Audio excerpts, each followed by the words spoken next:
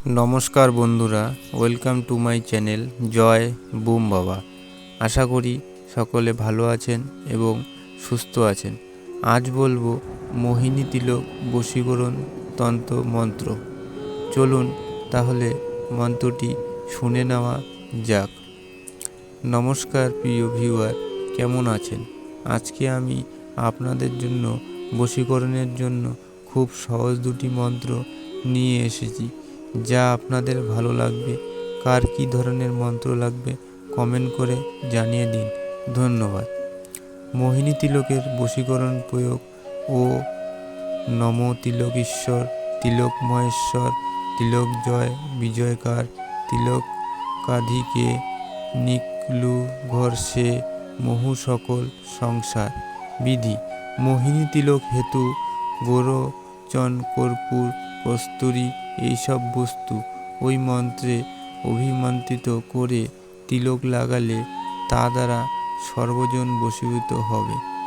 প্রবল বশীকরণ প্রয়োগ: ওং নমো হ্রিং ঠং ঠং সাহা। বিধি: এই মন্ত্র প্রয়োগের আগে একে সিদ্ধ করে নিতে হবে। 10,000 মন্ত্র জপ হলেই এটা সিদ্ধ হবে।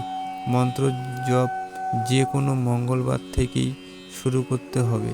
মন্ত্র সিদ্ধ হওয়ার পর যখন এই মন্ত্র প্রয়োগ করা হবে, তখন নৌলা, সরিষা এবং ইঁদুরের গর্তের মাটি 3 বার অভিমন্ত্রিত করে যে ব্যক্তির ওপর প্রয়োগ করতে হবে, অর্থাৎ তার কাপড়ের ওপর ওইগুলি ফেলতে হবে। এর ফলে উক্ত স্ত্রী বা পুরুষ সাধকের বশীভূত হবে। তবে এই ধরনের কাজ করতে প্রথমে গুরুর অনুমতি প্রয়োজন।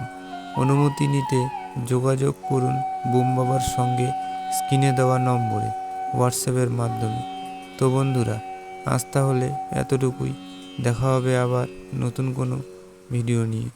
আজকের ভিডিওটি ভালো লাগলে অবশ্যই লাইক এবং শেয়ার করবেন এবং সাবস্ক্রাইব করে আমাদের পাশে থাকবেন। ধন্যবাদ।